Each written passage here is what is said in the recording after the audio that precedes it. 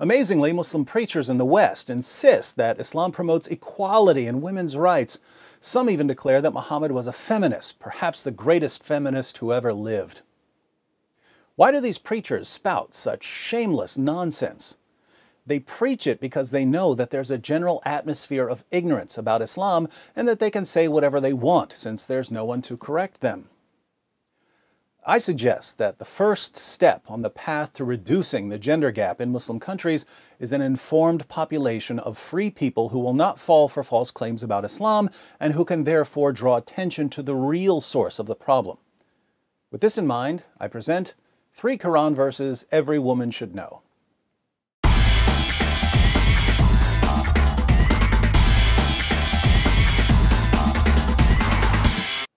Now, before everyone fills up the comments section with, David, why didn't you bring up Surah 4:3 or Surah 4:24, Surah 65:4, or basically all of Surah 33, let me say that I know there are a lot of relevant verses here, but there's simply too much material to present all at once, so I've selected 3 verses that are especially relevant to the high levels of discrimination against women in Muslim countries. First, Surah 2, verse 282 of the Quran is an outrageously long verse dealing with contracts. But there's an interesting part in the middle that says, "And get 2 witnesses out of your own men, and if there are not 2 men available, then a man and 2 women, such as you agree for witnesses, so that if one of the 2 women, errs, the other can remind her. If 2 men aren't available as witnesses, then get a man and 2 women." Here we find the Islamic principle that the testimony of a woman is worth half the testimony of a man. Why is this? Muhammad explains in Sahih al-Bukhari 26:58. The Prophet said, "Isn't the witness of a woman equal to half of that of a man?" The women said, "Yes." He said, "This is because of the deficiency of a woman's mind." The testimony of women is unreliable because women are, by nature, stupid. These teachings of Allah and Muhammad, combined with other problematic teachings, such as the need for 4 male witnesses if you're accusing someone of sexual sin, have made it enormously difficult for Muslim women to testify against men in court. According to the New York Times, human rights workers have noted that as many as half of the women who report being raped in Pakistan are charged with adultery. Second, in Surah 2, verse 223, Allah says, "Your wives are a tilth for you, so go to your tilth when or how you will." We don't use the word tilth much nowadays. A tilth is a patch of ground that you plow so you can sow your seed. The Quran says that women are a tilth that you approach whenever and however you want. The historical background to this verse, according to Sunan Abu Dawud 2158 and 2159, which you can read by clicking the link in the description box, is that when Muslims moved to Medina, they began marrying women from Medina, and the women of Medina didn't want to have sex in certain positions. One woman told her husband not to come near her if he wanted sex in these positions. Let's read what happened. This tribe of the Quraysh, that was Muhammad's tribe, used to uncover their women intensely and seek pleasure with them from in front and behind and laying them on their backs.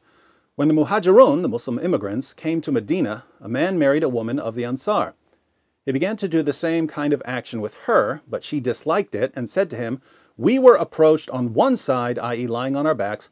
Do it so, otherwise keep away from me." This matter of theirs spread widely, and it reached the Apostle of Allah. So Allah, the Exalted, sent down the Quranic verse, "Your wives are a tilth to you, so come to your tilth however you will," i.e. from in front, from behind, or lying on the back. So a woman says, "I refuse to have sex in these positions." Allah's response to her husband is, "She's your tilth, your field for sowing your seed, plow her however you want." Muhammad obviously took this verse seriously, since he made it clear that when a man wants sex, a woman has to drop whatever she's doing and satisfy him.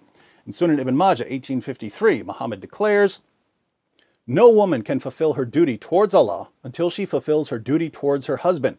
If he asks her for intimacy, even if she is on her camel saddle, she should not refuse." In Jami at-Tirmidhi 1160, Muhammad adds, "When a man calls his wife to fulfill his need, then let her come, even if she is at the oven." Third, some women aren't as quick to obey their husbands as Allah and Muhammad demand. So what are Muslim men supposed to do about rebellious wives? Allah answers in Surah 4, verse 34. Men are in charge of women because Allah hath made the one of them to excel the other, and because they spend of their property for the support of women. So good women are obedient, guarding in secret that which Allah hath guarded. As for those from whom you fear rebellion, admonish them and banish them to beds apart and scourge them. Then, if they obey you, seek not a way against them. If your wife doesn't obey you, you warn her, banish her to a separate bed, and beat her until she does what you say. Should we be surprised that, according to a study by Human Rights Watch, more than 85% of Afghan women are victims of physical, sexual, or psychological violence or forced marriage, and that more than 60% are victims of multiple forms of violence? According to Allah and Muhammad, women are stupid. They're the property of men and have to submit themselves fully to their husbands' sexual whims. Those who don't are to be beaten into submission. Numerous studies show the real-world impact of these teachings, and yet we're told by politicians, reporters, and Muslim groups that the discrimination against women in Muslim countries has nothing to do with Islam. Unfortunately for Islam's defenders, this discrimination against women was clear during the time of Muhammad. In Sahih al-Bukhari 5825, Muhammad's child bride Aisha sees a woman whose Muslim husband beat her so severely her skin turned green. Aisha takes the woman to Muhammad and says, "I have not seen any woman suffering as much as the believing women. Look, her skin is greener than her clothes." This is Aisha, Muhammad's favorite wife, who's called the mother of the faithful, saying that Muslim women were being treated worse than pagan women. Why were Muslim women being treated so horribly? Here's why. And if you're expecting Muhammad to punish the man who beat his wife until her skin turned green, you haven't been listening. Muhammad rebuked the woman for being a bad wife.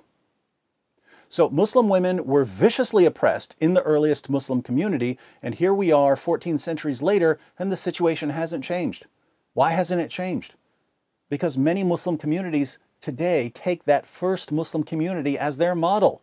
They take the teachings of Muhammad and the Quran as authoritative.